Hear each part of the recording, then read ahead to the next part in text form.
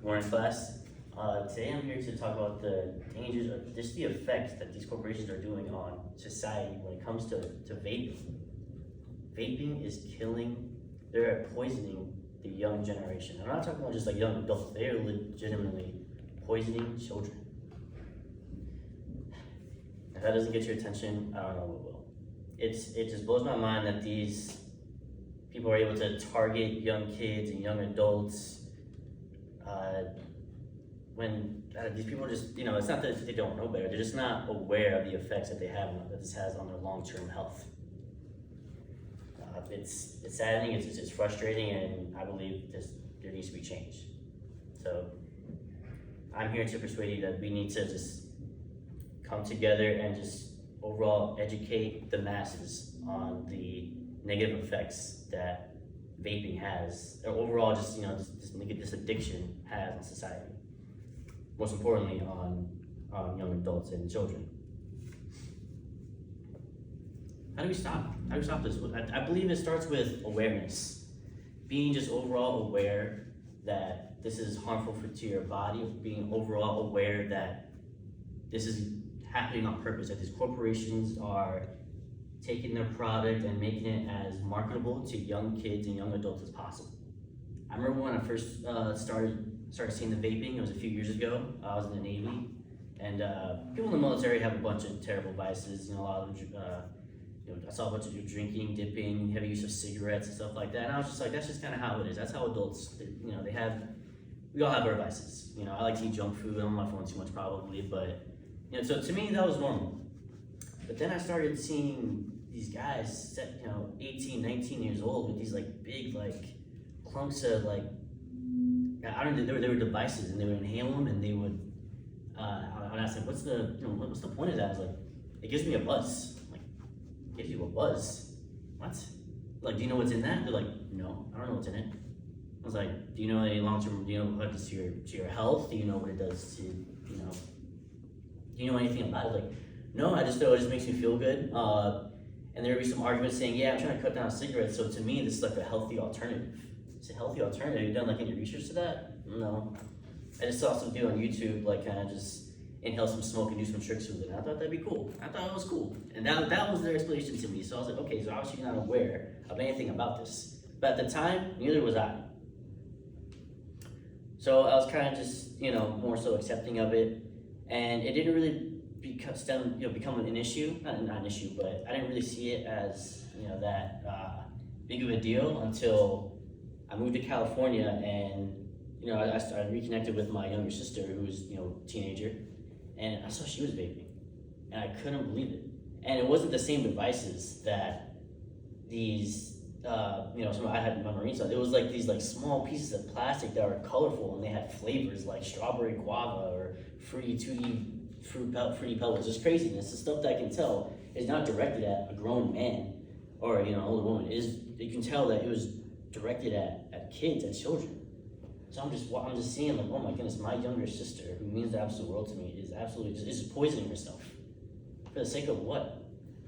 So that was just absolutely devastating to see. And as me personally, I kind of went out of my way to do some research and see if there are any actual effects. And yeah, there's a ton of effects already, and that's just surface level stuff today. People, can get pneumonia, can affect your cardio health. You're not, getting as much blood and perfusion to the rest of your extremities, and that can affect not just, the outer you, your physical, your organs, but also affect your mental. So all these things are happening. These things are, affecting the human body. So I was wondering, why are people doing this? And the biggest thing that people were, explaining to me, so I had to try to understand, was that they were stressed. People are stressed out. People are stressed, and they don't know how to deal with it in a healthy manner. So through all this research, the thing that I kind of gathered and just kind of wanted to emphasize, especially in this speech, was we need to figure out a way to deal with our, day-to-day lives and stresses in a healthy manner. And I had a slide and kind of explaining a bunch of healthier ways to deal with stress. The big ones were meditation, exercising, controlled breathing, and I know this, mostly like young kids, in this class, 18, 19 years old, you think, oh, you don't want to exercise, you don't do anything like that. And I was the same way. I didn't want to do the same. I was the same way. But I thought of those specific activities because they really develop like a mind-body connection. And I believe that's so important to have that mind-body connection because your body will tell you what it needs. And it'll also tell you what it doesn't need. I believe when you're exercising and breathing and yoga and meditation and doing these things, you're getting a better sense of, what you should put into your body. You will realize that you don't need to, inhale smoke or nicotine or eat junk food or like be in front of a screen for hours at a day. That is poisonous and that is ruining your life. And yeah, it may seem to be the answer now, it might be the cool thing to do when you're younger, but I've gotten a little older and I realized like that youth does not last as long as you think it does. Your body tells you sooner than later that hey, like you need to start taking care of it. You need to start taking care of yourself. So I believe that people like gaining that awareness at a young age is crucial to, I don't be dramatic, but defeating these like evil corporations that are, trying to make a profit off killing our youth. Can you believe that? People are making money off, they're making millions and billions of dollars just by making this product that's extremely addictive because they know it is and targeting children. It's absolutely insane. And I don't mean to be extreme, but I'm going to be, it just needs to stop.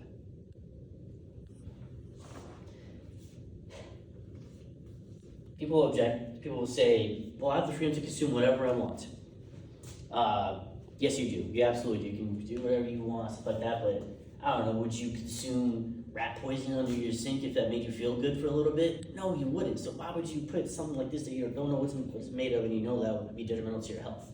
That's the thing, people wouldn't. But that's what the issue is that people, okay, keep going. Finish. Okay.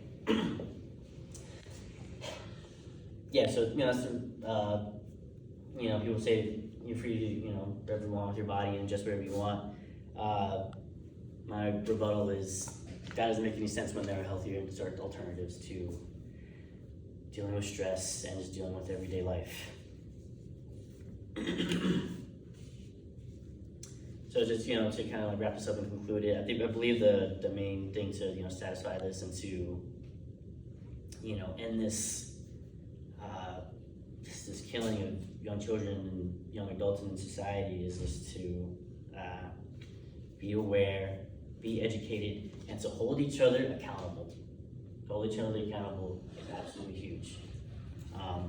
I full-heartedly, agree. I believe that if we hold each other accountable and like we just kind of educate everyone, and we are able to, not I don't want to demonize it, but in a way, just like to paint it as this thing that is, detrimental to society.